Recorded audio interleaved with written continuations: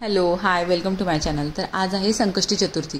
त्यानिमित्ताने छोटीशी रांगोळी काढावी म्हटलं। फ्लॅट सिस्टीम म्हटलं की छोटीशीच रांगोळी काढावी लागते, कारण दुसरा काही ऑप्शनच नसतो। असो जे आहे ते आहे।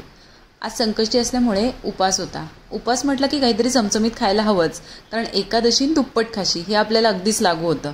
मग काय, पटकन साबुदाणा, बटाटा, शेंगदाणे सगळं मिक्स केलं, छान वडे बनवून घेतले आणि वडे तळायला घेतले। वडे तळेपर्यंत एका साईडला म्हटलं एक आमटी करून घ्यावी, म्हणून आमटीची तयारी केली।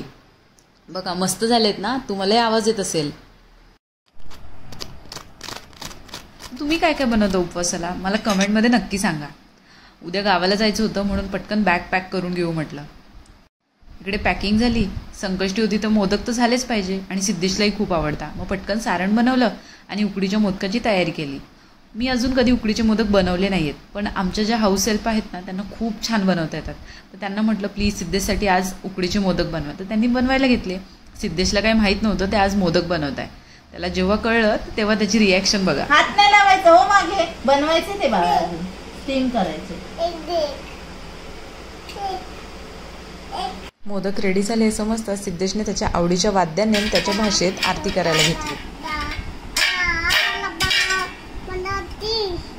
आरती झाल्यावर आम्ही अगदी थाटा माटात गणपती बाप्पाचे मोदक गणपती बाप्पाला घेऊन गेलो।